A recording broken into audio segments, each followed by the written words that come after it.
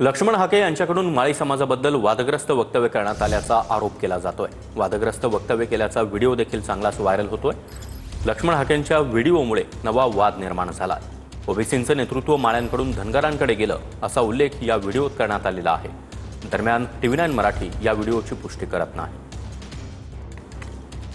तर लक्ष्मण हाके पावसात उगवलेली छत्री सचिन खरात यांनी लक्ष्मण हाकेंवर जोरदार टीका केली आहे। हाकेंनी माळी समाजाची माफी मागावी अशी मागणी देखील सचिन खरात यांनी केली आहे।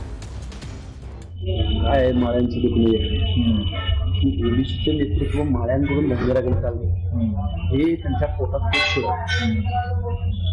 दुसऱ्याची पोरं दोन काय ती कामाची नाही ती, बाकी कुठला कार्यकर्ता दुसऱ्याने वर गेला नाही तर येऊ गेला नाही, मग आता काय करायचं? मी त्यांना सांगू इच्छितो की तुम्ही पावसात उगवलेली छत्री आहात, त्यामुळेच तुम्ही अशी बेजबाबदार वक्तव्य करत आहे। मी आपणास मागणी करत आहे की त्वरित माळी समाजाची आपण माफी मागावी अशी मागणी मी आपणास करत आहे। दरम्यान व्हायरल होत असलेला व्हिडिओ फेक असल्याचा दावा आता लक्ष्मण हाके यांनी केलाय। व्हिडिओ माझा, मात्र त्यातील आवाज माझा नाही असं हाके यांनी म्हटलंय। ओबीसी चळवळीत फूट पाडण्याचा डाव आहे असा आरोप देखील हाकेंनी केला। सोशल मीडियावर एक व्हिडिओ प्रचंड व्हायरल होतो। तो व्हिडिओ कुठला आहे, काय आहे? ती इमेज जरी माझी असली तर तो आवाज माझा नाही आणि हा फेक व्हिडिओ आहे। ओबीसी चळवळीमध्ये फूट पाडणं, ओबीसी मधल्या मेजर ज्या काही 4-5 जाती महाराष्ट्रामध्ये आहेत त्यांच्यामध्ये फूट पडल्याशिवाय आपली भूमिका पुढे जाणार नाही ही विरोधकांना याची जाणीव आहे।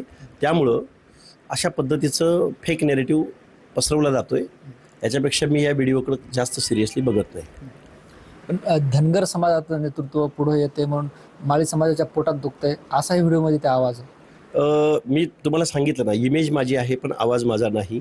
आणि लक्ष्मण हाकेची गेल्या 2 वर्षापासून मी महाराष्ट्रातल्या 200-300 जातींच्या संदर्भात जे काही आंदोलन महाराष्ट्रामध्ये उभं केलंय, हे आंदोलन करत असताना लक्ष्मण हाके अशा पद्धतीचं वक्तव्य करेल एवढा मूर्ख लक्ष्मण हाके नाही।